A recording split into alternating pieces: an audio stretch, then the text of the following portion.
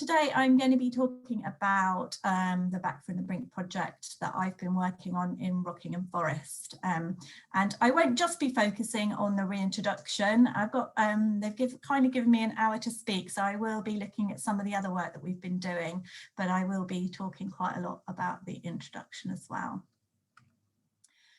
I will quickly just go over, for some of you that might not know Back from the Brink, though I'm sure you're all quite well aware of it from what Jen's been doing.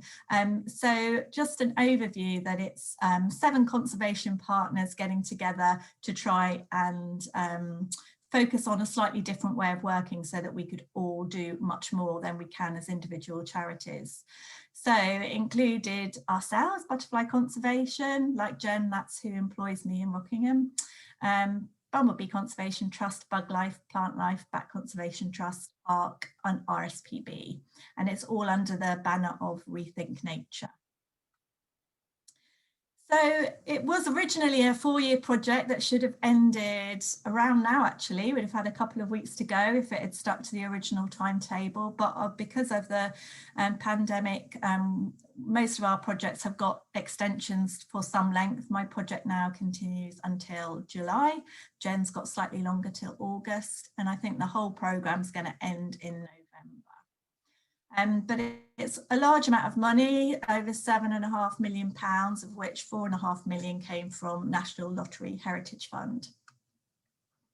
So the overall aims and objectives for Back from the Brink were to conserve the highest priority threatened species where they are found, so focusing on species, mostly species on section 41 that are the most endangered and at most at risk of disappearing in the country.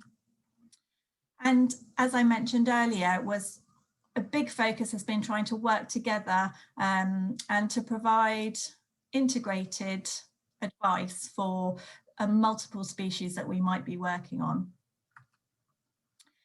And obviously we wanted to let people know what there is in their area and to value these special creatures and to help us survey and do habitat management work for them. So I'm sure, as Jen has mentioned, there's been 19 projects across England. 7 integrated projects, and as with Limestone's Living Legacies, Rockingham Forest is an integrated project in that it is working on multiple species across a landscape.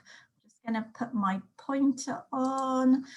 So for those of you, I'm over here and this is my work area in Rockingham Forest, and I'm based, well, it's mostly Northamptonshire, stretches slightly over the border into Cambridgeshire, and I actually live in Leicestershire, so I'm just on this side of Rockingham Forest. And there was 12 single species projects as well, just focusing on one species such as ladybird spider and narrow-headed ant, and all led by different partners. There obviously was Barbary carpet moth as well, that was led by Butterfly Conservation, and that's just finished now, that project. So in Roots of Rockingham, because of the species that I am working on, my conservation partners have been ARC, Bat Conservation Trust, RSPB and Plant Life. And as in the Cotswolds, we don't own any land in this area, so we're very reliant on working closely with our local partners, and they include Boughton Estate, which is a large private estate, Forestry England, and I used to be based at the Forestry England office at Fine Shade until the pandemic hit. Natural England, who there's a couple of national nature reserves in this area that we're working on, the local wildlife trust, which is Beds, Cans, Northants, and our local branches of Butterfly Conservation. So we've got Northants and Bedfordshire and Essex and Cambridgeshire Butterfly Conservation branches involved. So a more close-up view of my project area is over here is Peterborough. So we're sort of in between 2 large cities. There's Peterborough here and Corby here. and just off the bottom of the map is Kettering. And this landscape is the what remains of the old hunting forest of Rockingham Forest. And within this, there are 31 woodlands that were identified within my project area. And they were split up into 5 main networks. And this was according to how close the woods are to each other. So each network, within each network, those woodland blocks should be within 2.5 kilometres of each other. And that was designed in that way due to the dispersal mobility of Chequered Skipper. So yeah, there's a 5 main blocks. So you've got the Castor and Barnack, then Fine Shade. Fine Shade, that is where I used to be based in the office there. And it's quite a good location to be able to get out and about to all my different sites. And there's the middle block of Southwick Woods, then Firmin Woods down here, which has some large woods, very popular purple emperor wood, Firmin main wood, this one. And then there's the 3 Boughton Estate woods, which are private. I'm sure you can imagine trying to work in 31 woodlands would be quite challenging. So we've been focusing our efforts into 11 of those woodlands. Generally the larger blocks of woodland, mostly owned by Forestry England, or owned or managed by Forestry England and Boughton Estate. But also this is Wildlife Trust site, Old Sulahay. But we have expanded and worked in some of the other sites. So this site here, Ringhor and Calcining Banks, we've been working in with the Wildlife Trust, and we've taken on another site to do some work in just next to Firmin, which is the country park, which is run by the council. So we're working on multiple species across 5 different taxa, and I have 15 priority species on my list, and this is most of them. They're not quite all fitted on the same slide, but this is Barbastelle and brown long-eared bats, and then we have the fly orchid, basil thyme on the plants. We have 1 reptile, the adder. And we have 5 bird species, which include willow tit and marsh tit, and then lesser spotted woodpecker. And then also that I don't have pictures of here, spotted flycatcher and lesser redpoll. And then for Lepidoptera, we have the lovely woodwhite, grizzled skipper, concolorous moth, and dingy skipper. And also have 11 species on my secondary list, some of which we've managed to do quite a bit of work on as we've been working on the other species, but others have been quite not really had a chance to do much on. So we've got nocturnal and soprano pipistrelle bats, and then this is barred two-stripe, false mocha, licorice piercer, and white spotted pinion. I still haven't seen one of these in the flesh, unfortunately. And then a couple more butterflies, white letter hair streak and white admiral. And there's 3 more plants. This is man orchid, the beautiful crested cowwheat, and also yellow bird's nest, which I don't have a picture of. But obviously the most headline grabbing part of my project has been the Chequered Skipper. I'm sure you guys will all be quite familiar with skippers and how small they are. So I think this picture, people can always often get a false impression of the size of the skipper.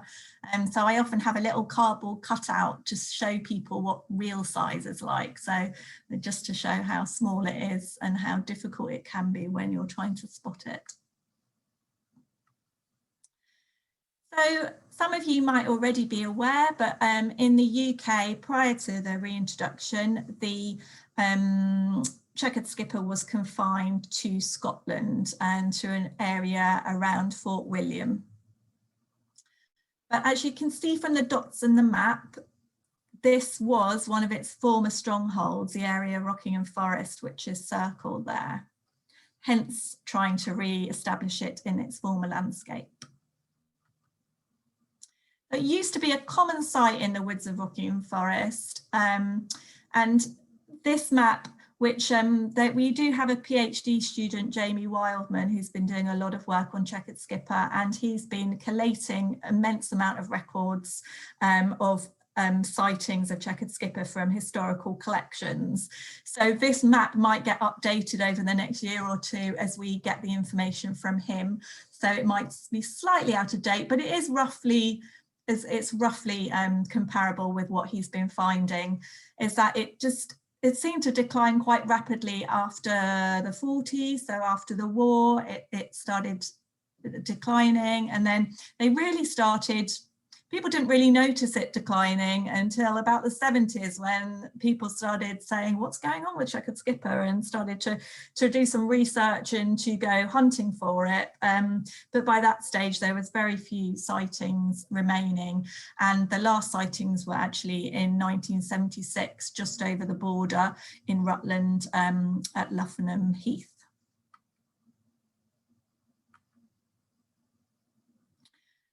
So in Scotland, as you are, I'm sure, are very familiar, and something I learned quite quickly when I started working on butterflies, it's the habitat that the larvae use that is most critical. The adults can often put up with a lot more than the larvae can. So that is the habitat that we're really trying to create and manage. In Scotland, the larvae feed on purple moor grass, and it's mostly in the open clearings and edges, nice damp woodland, and even roadside verges with the right habitat. And they really seem to like these nice open areas that are kept clear and in suitable condition because they're under the power lines. So we're sort of trying to create the same sort of habitat, but slightly different, because the typical, the historical population in Rockingham Forest used different food plants. So they use 2 different types of grass, wood small reed and wood false-brome. So in Rockingham Forest, why did it disappear? Well, the thinking is that it was largely due to the losing of those nice open spaces. So as you can see here, this is typically what the forests became like in Rockingham. There was a decline in woodland management after the war, as well as an increase in plantations. And everything gradually got more and more shady. And as the woodland shaded out, the pockets of good habitat became increasingly isolated from each other, and that increased the decline. This is a butterfly that exists, it's like a landscape scale butterfly, so it doesn't exist in big clouds or great numbers at any one site. It's quite well dispersed throughout suitable habitat. But that means that the further apart these patches of habitat become, the more isolated those little populations get, and so the more at risk of extinction. So in the 1990s, and this is where Sue might have got slightly confused, is that there was a trial reintroduction in Lincolnshire, in an area called the Bardney Lime Woods. It was quite small scale reintroduction in comparison to what we've done this time. It was just into one site that had, from what I understand, just sort of one suitable ride and suitable habitat for it. And there wasn't particularly any commitment to ongoing management there. There was also quite a number of difficulties with translocating the butterflies. This is work being done by John Moore as part of his PhD, and he was collecting his specimens from France and then bringing them over to the UK. But they had quite a lot of problems with timing and taking quite a long time to translocate them, and the weather wasn't very good when they released them over here. So there's a number of reasons that it wasn't successful and they didn't establish a breeding population. So a lot of work has gone into the reintroduction prior to me even starting. A work that was done by our colleagues in Belgium was species distribution modelling. So they were trying to work out where would be the best location to collect the butterflies from in Belgium. And we were collecting them from Belgium rather than France because we have very good relationship with our colleagues over there and they have healthy populations and similar habitat. So the species distribution modelling was based upon types of habitat as well as weather data, so temperature, similarity of temperature, rainfall and things like that. So this is how the map of England looked when they put all that data in, and this was the map of Belgium. So you can see there's quite a lot of orange in both, and this, you know, Rockingham is about here, so that's looking good for similar temperature and habitats. Whereas if you look at Scotland, where the existing population remains, it looks quite different. We hadn't wanted to collect from Scotland because of the difference in food plant for the larvae, plus the potential for reducing the population there, and we didn't want to have a negative impact on that. And then with this added information about the climate and temperature looking different, we thought it definitely was much better to collect from Belgium on this occasion. Our colleagues in Belgium also surveyed potential donor populations to make sure we were only taking from areas that had healthy populations. And because we were bringing in a species into the country, we had to work with zoological, and we're continuing to work with Institute of Zoology or Zoological Society of London, who did a disease risk assessment. There was the potential that we might have to wear beautiful outfits like this when we were collecting and releasing to avoid any transmission of any fungi or pathogens that might be on other things that were within the environment, but luckily we were just able to wear clean and different clothes in the two settings. And prior to the reintroduction, I also did vegetation surveys through some of the different woodlands to locate where would be the best area to start off our introduction attempt. And we have a steering group that meets every year, made up of various sort of professionals that have either been involved in the project from way before I started, the different landowners, the ZSL, Zoological Society of London. So yeah, lots of different people, and the local branches as well, because we couldn't do this without their full support. And that's us looking at one of the potential reintroduction sites. So 2018 was the year that we did our first collection and release. Sorry, it's a bit of a blurry map, but when we did the species distribution modelling, the areas that came up with the most likely best suitability or best match were this area down here and the sort of Lorraine beige and the Fan for Men. But using the knowledge of our colleagues in Belgium, it was decided that the Fan for Men had the best stable populations, so that is where we headed.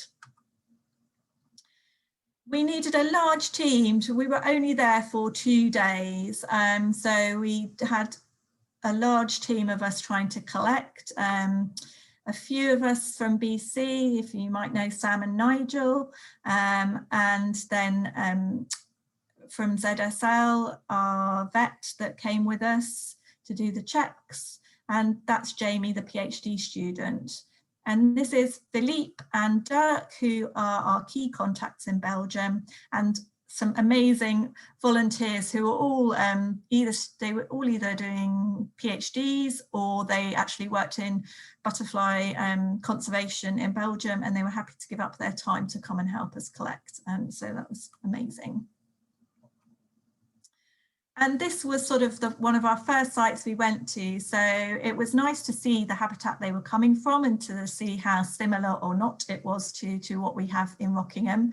And thankfully it does look quite similar, although they have vast tracts of woodland that we could only dream of now. Unfortunately, we just don't have that much left here. And Philippe he'd led on a project in a few years previous to this about opening up all of these spaces within their woodlands. So they have lots of lovely glades and rides that they've opened up through a big EU Life funded project. And another fun thing was seeing wild boar, because they have a lot of wild boarders living naturally over there. And so it was really interesting to see them and what they do. And you can actually see in the photo here all the bare ground that they create, which is what we seem to always be trying to create over here with mechanical means. So that was great, although this particular group of wild boar had some little baby boar with them. And at one point the adults were on one side of the road and the babies were on the other. So we were slightly nervous about crossing along the road at that point.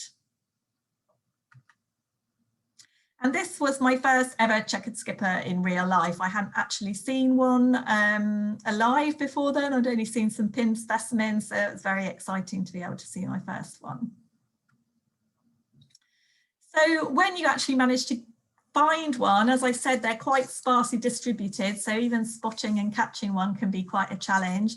And then it's getting it in a pot and seeing what sex it is. The plan had been to bring back mostly females, and that was so that they would be ready to lay their eggs in the new location. And we also were going to bring back about 10 males. Our original plan had been to collect 40 females and 10 males. And the males was so that any females that hadn't mated, that they could be mated when we got to the UK, and also so that it would sort of promote their natural interactions with each other in the new environment. So how do you tell the difference between a male and a female checkered skipper? Well, you can tell the difference if they're in a nice healthy specimen. You might be able to see this is a male, so he has a longer, thinner abdomen that tends to stick out below the bottom of his wings, whereas the female has a fatter abdomen and the bottom of the abdomen does not stick out further than the wings. But as specimens get more tatty and older, it can be a bit trickier to see. So one of the other good ways, especially when you've got them in a pot, is to look at the antennae. So if you get a head-on view, and it has to be a head-on view because they look the same from behind, but a head-on view, the antennae of the male is all orange, as you can see there, and the antennae of the female is orange tips, but with a black base. And although it sounds a bit of a ridiculous way to try and tell things apart, it's a really good, accurate field technique, and it worked really well, even when they're not in a pot. If you manage to get a good view of them with binoculars, you can actually see that quite well. So that is a really good tip. And after we'd collected them, we didn't take them just from one site. We split into two groups, and even within that group, we went to different clearings and glades within one woodland. And then as soon as possible, they were got into pots. We took all the details, and then they were put into these ice boxes to be kept cool. And that was to limit their activity, and so that they didn't get stressed and flap around and lose their scales and damage their wings. And also so that and they didn't need to eat then either when they were kept cooled, because they were just being quite dormant. So yeah, that's why we kept them cold. And this is Jenny the vet. So after we collected all the specimens, she catalogued them all and looked at them to check their health, and make any notes on anything that was missing, you know, like they might have had an antennae missing or something, which we didn't really find any damaged specimens. And just to check that there was no obvious signs of pathogens or mites or anything like that that we might bring back unintentionally with us. And then it was a mad dash back to the UK. We were very fortunate that it was quite a newsworthy item. So we did have quite a lot of media that were interested in coming to film. Unfortunately, because the originally, I think BBC Breakfast or one of the breakfast channels had wanted to come and film. So we'd arranged to do this really early in the morning. So being there on site about 5:30, 6 o'clock. And they actually couldn't come in the end because they didn't have the power or anything that they needed to be able to do a live broadcast. So the rest of us were still committed to being there that early, but it was quite a chilly, windy day. So the butterflies were pretty much just sitting there doing not very much at all. No nice cloud of butterflies as we took the nets off. So yeah, you can see here one of the nets. So we had a couple of these nets, and this was where we brought them back the night before and put them under the net, so half in each net. And that was to try and acclimatise them to their new habitat a little bit before we released them, and so that we could also keep track of them. When we did the release, we had lots of volunteers on hand to try and follow the butterflies and see what they were getting up to, their behaviour, as well as where they went, so we could look at their distribution. We had Spring Watch on site as well, so that was great. So really good coverage, and made it on to quite a lot of news. And because it was a cold morning when we put them out, I should have said we ended up, it was quite difficult to catch the amount that we had planned. So we ended up bringing 32 females back and 10 males. So not quite as many as we'd hoped, but still a good number.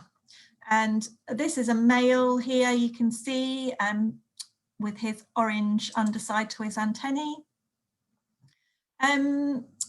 They wouldn't naturally be sitting like this, roosting opposite each other. Obviously, we'd placed them there the night before, and because it had been quite a cool night, they hadn't really done anything, so they were just sitting there. So it's not really their natural position, but it does make for a good photo. And then finally, we were there, I don't think it started warming up till about 11 o'clock. So some of the media had already left by the time the first Checkered Skipper actually took flight.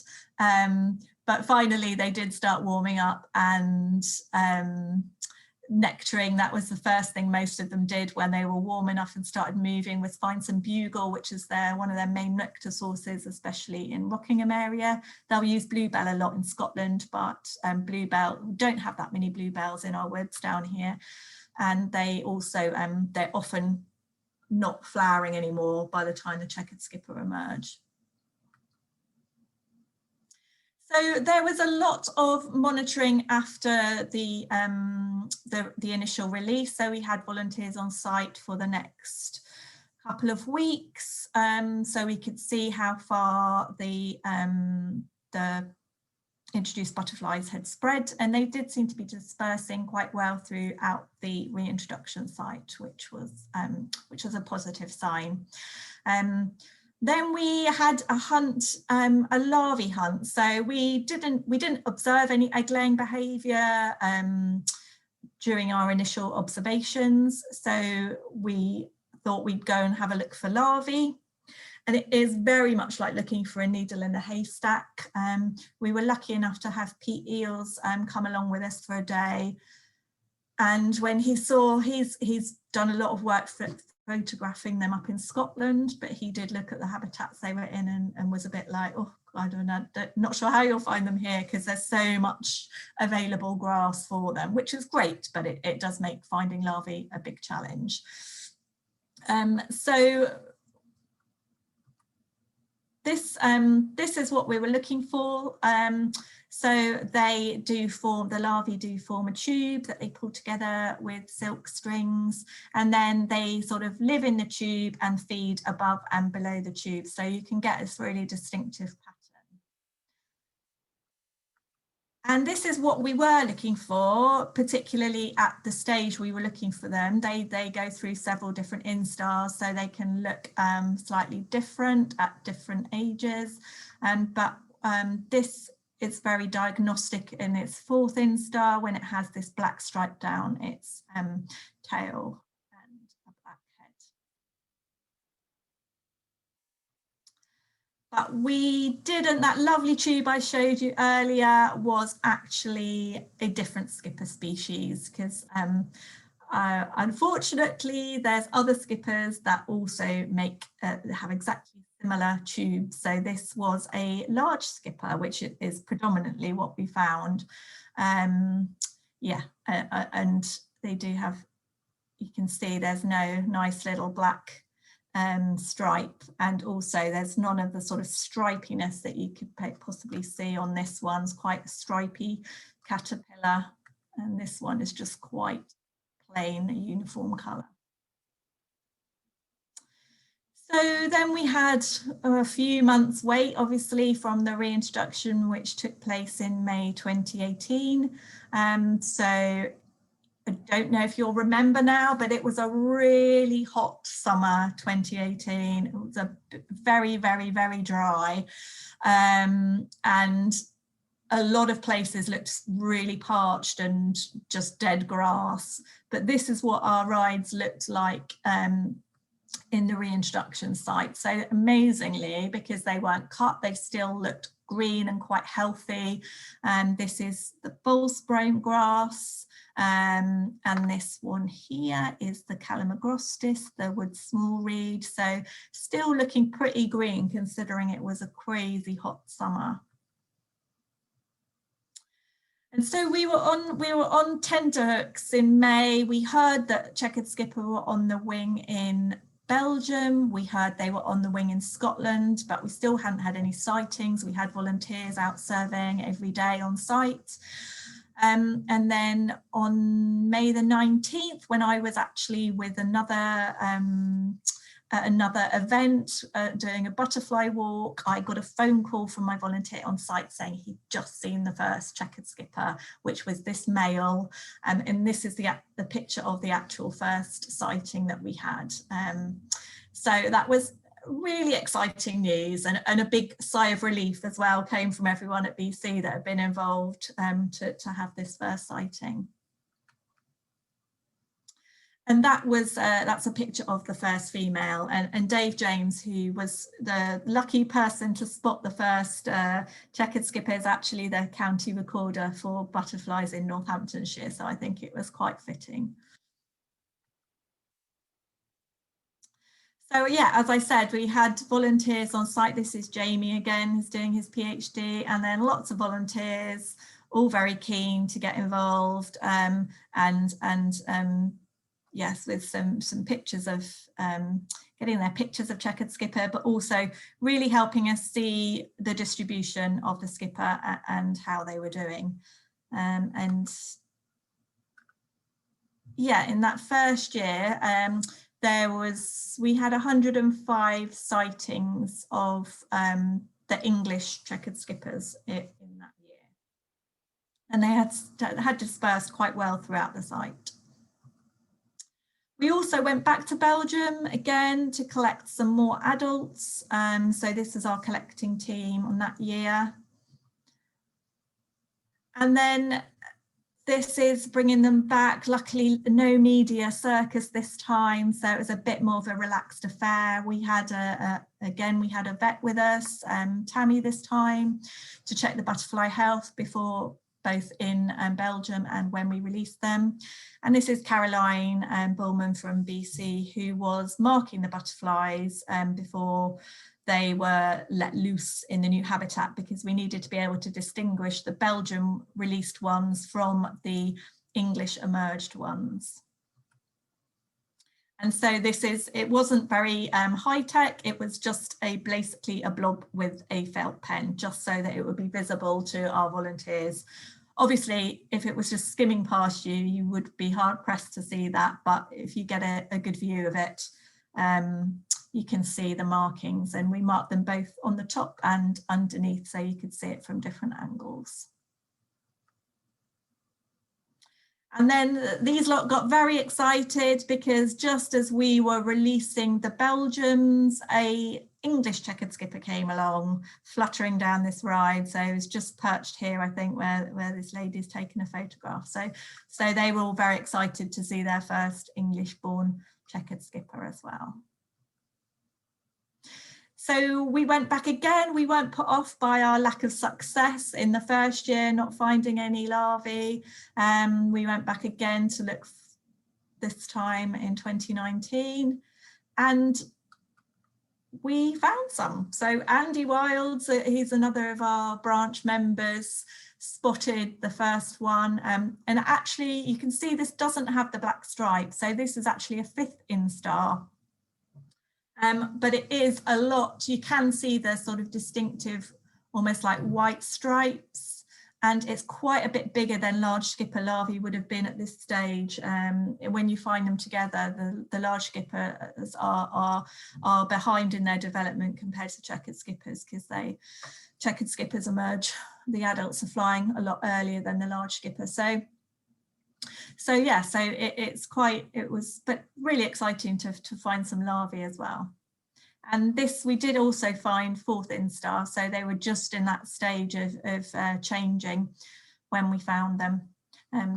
Our technique for trying to get them out of the tube is usually to poke them out with a bit of grass, and so it's not much fun for them, but it does help us avoid opening up the tube and making them more susceptible to predators. So, and this is the perfect, this is the sort of the textbook diagnostic thing you're looking for, is this lovely double notch. And then it seemed in this, when they were in this 5th instar, that they didn't so much live in an enclosed tube anymore, probably because they're getting a bit fat by now. So the tube's quite a lot more open. And all the larvae we did find were on, they were all on the Calamagrostis, the wood small reed. We didn't find any on the false brome.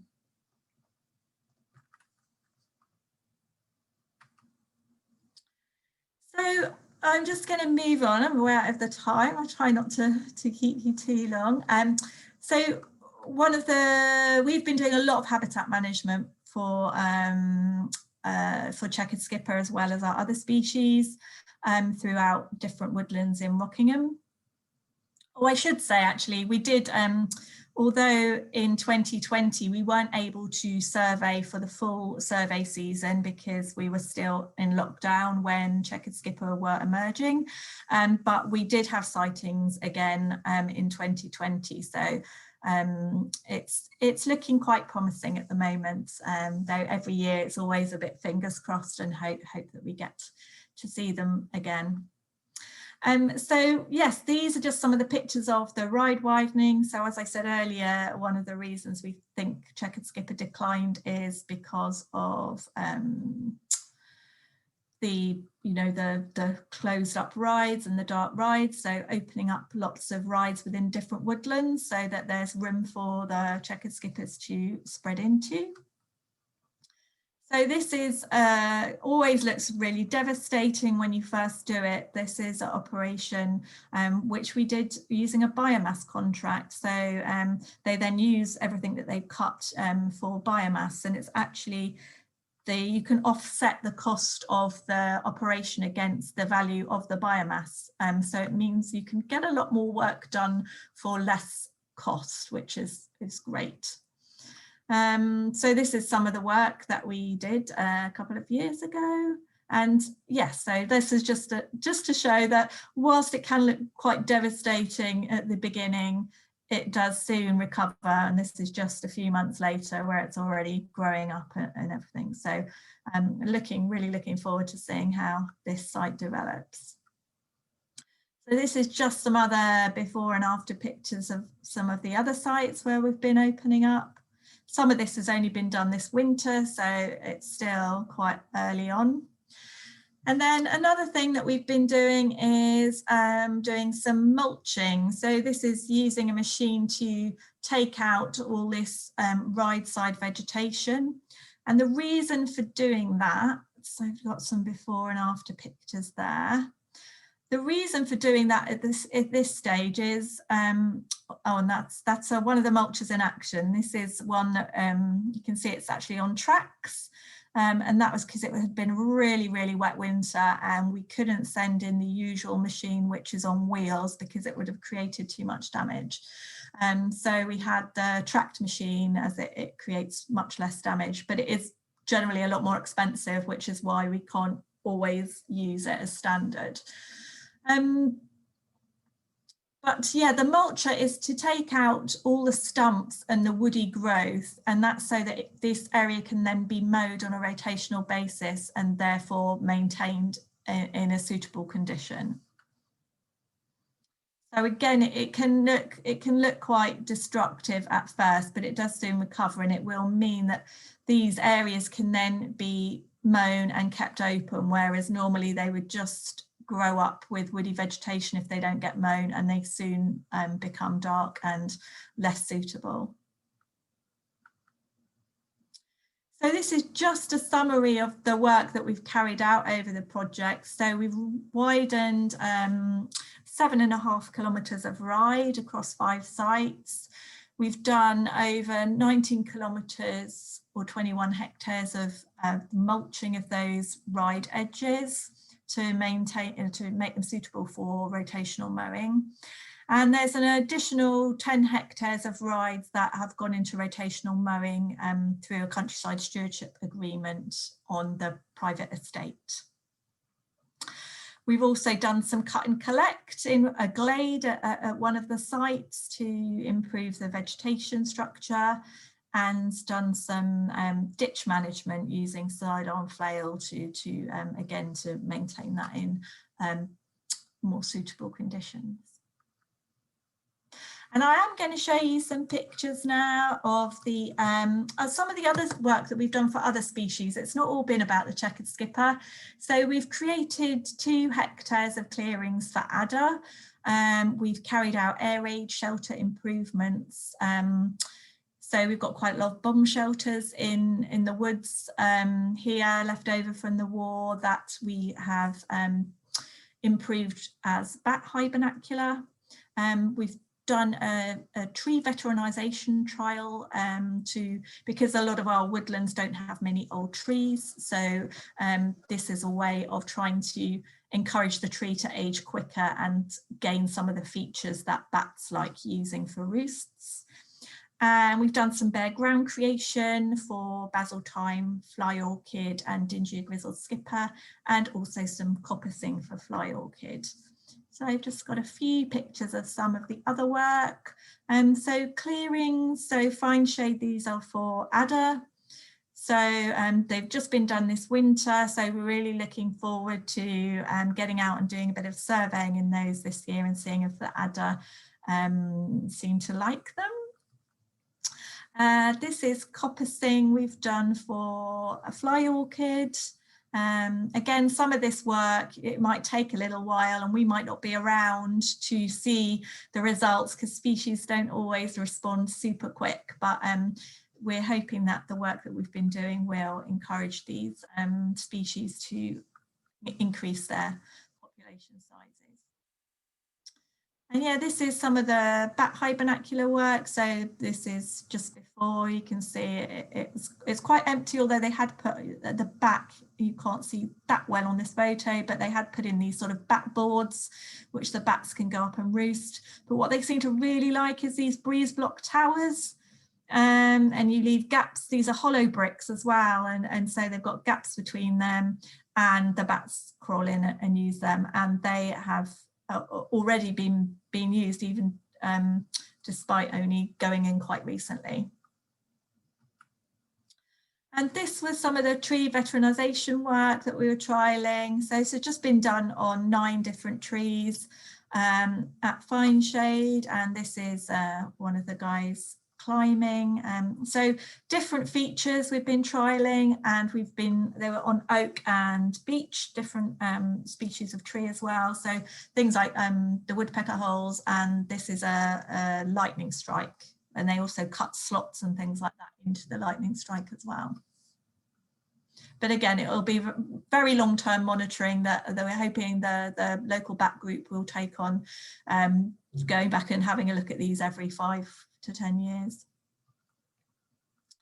And then bare ground creation. So this is at one of the Wildlife Trust sites where we've done this scraping, and this is really good for basil thyme. It responds really well to these sort of ground disturbance, and also these early successional habitats are very suited to dingy and grizzled skipper as well. We also did some bare ground creation as a bit of a trial for fly orchid to increase their population at one of our sites. And this is sort of a before and after photo. Again, we've only just done this last September, so it will be a while before we'll see how the plants respond to that. But we used the scrapings to create a reptile bank as well, so to make use of that rather than it just getting dumped in a pile somewhere. And then just finally wanted to tell you a little bit some of our success stories with some of our other species. Lovely wood white, one of my favourite butterflies now. Wood white wasn't thought still to be present in Rockingham, within my project area, and so I hadn't really been planning on doing that much work on it. But when I was at one of the private estates, which is a wood with very limited access to the public, I came across it in 2018, so I was super excited. I had to take quite a lot of photos and video to convince myself that it actually was wood white and I wasn't just misidentifying it, even though it is very distinctive. I'd never seen a wood white before. Well, I'd seen a couple when we were in Belgium, but it wasn't a butterfly I was particularly familiar with. So that was really exciting. And this is the site here, Geddington Chase, and then these points. So in 2018, I saw about 11 butterflies that year, which you can see on there, and they were quite well spread out. It's quite a large wood, so it's about a 2 to 3 hour walk around to get around all the different rides. But that winter they've done some really extensive management for ash dieback. So they have clear felled quite a few areas within the wood. So it looks quite, and this ride was actually, I think, where I'd seen my first wood white. So when I saw that, I was a bit upset, I must say. And not only had they taken out quite a lot of nice areas, they'd also stacked all of the wood along the ride edges. So I was really concerned that wood white would have been wiped out because they basically had either removed or stacked on all the suitable habitat. So I went back quite with trepidation the following year to see if I could see any survivors. And I did, so I was very pleased to see a lovely wood white still hanging on somehow amidst all of that carnage. There is quite a lot of the wood that hadn't undergone any management, so it must have been hanging on in those areas, but I was just, after seeing the initial devastation, I was a little bit yeah.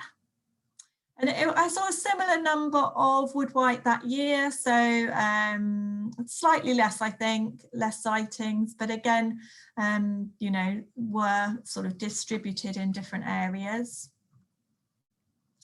And they tend to manage their rides quite a bit like a garden. They mow them edge to edge, and they tend to do their ditches the same and tend to do it all at the same time. So again, you're often removing all that suitable habitat or where the wood white would have laid their eggs.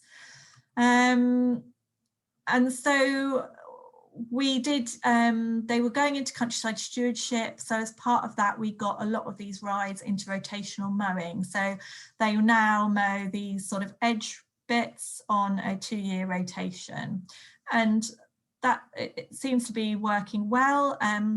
So I went back again last year, 2020.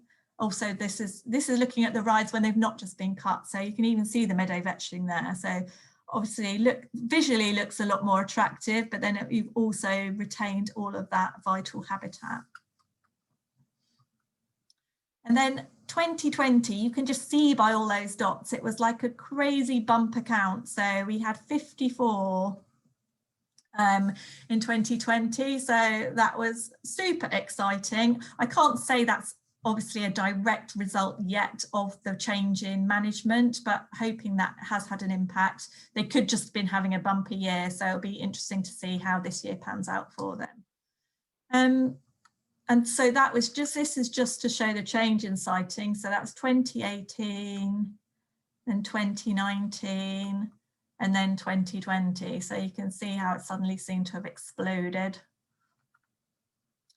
And because they had such a bumpy year, then we were keen, so this is Geddington Chase here. So we were keen to then look in nearby woodlands to see if we've recorded any nearby.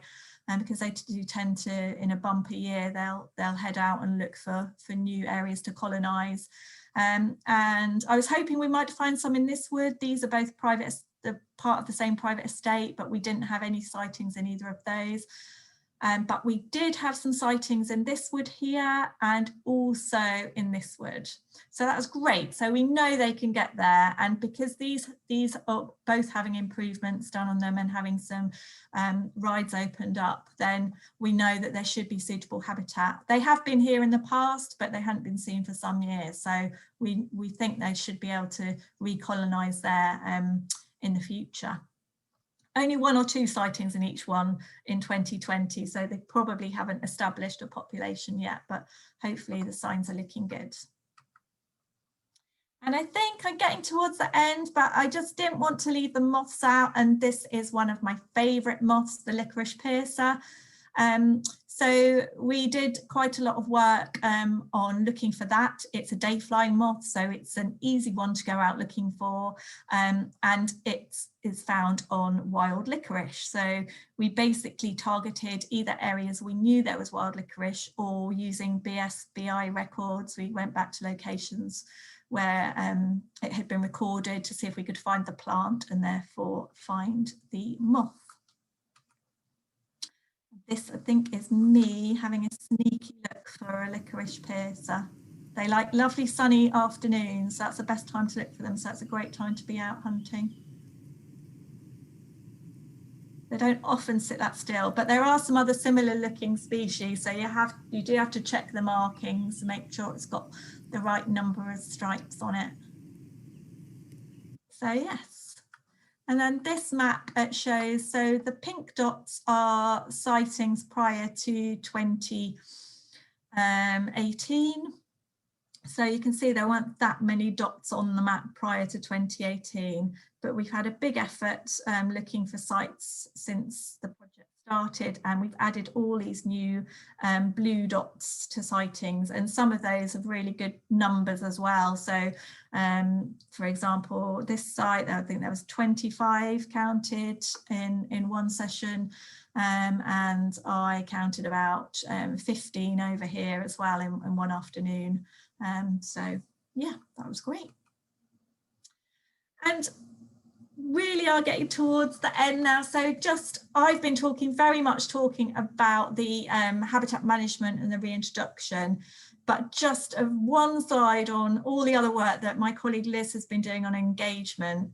And just to say how much volunteer time, we've had so much survey effort as well as the habitat management work with volunteers. So 688 days they've put in so far, and I know that will ramp up even more over the next few months till the end of the project with the survey season. That's an incredible amount. And we've run 2 landowner workshops to sort of give advice on woodland management for all these different species. A variety of guided walks and bat and moth events. We've done some school workshops, although not in the last year. That's died a death, unfortunately, recently. Lots of ID and survey training workshops to get people involved in the different surveys and being able to help us with the vast amount of work that's been going on. And we've had 20 habitat management work parties, 27 talks, and 37 engagement events, so a whole variety of events of different training sessions, different talk, and that doesn't include these training workshops. There's more public engagement events, and Liz has been doing some great work with local artists, so doing creative writing workshops and some lovely clay workshops as well. And she's done loads even since we moved online last year. These workshops are happening online, and people get the equipment sent to them, and then have the artist online to guide them through how to make it. So it's been really fantastic, and we've engaged with nearly 3,000 people through all of these different types of events, and that's really bumped up since the switch over to online delivery of a lot of these things as well. So what we're doing now in the last few months, so we're just completing our habitat management work. There's a lot of collation and distribution of all the survey work that we've done, so all of our records going to the right places, and the maps of where we've been surveying, and advice to the landowners. Trying to incorporate the species needs into the future management plans so that these sites get maintained in suitable conditions. We're still going to be doing some surveying and monitoring, obviously right up to pretty much as late as we can, so definitely through the next flight period of Chequered Skipper, and also doing some adder surveys at the moment. And we've got still a lot of events in the calendar. So, and now that a lot of that is virtual, other people in different parts of the country can access that. So do feel free to have a look on the website, the Back from the Brink events page, and you can see what we have coming up. And we are looking for further funding. So currently looking at options for extending the project or extending elements of the project into the future. So yeah, so this is just a thank you to all the funders, obviously National Lottery Heritage Fund and People's Postcode Lottery, and Patsy Wood Trust actually were key in providing some match funding for my particular project. So thank you.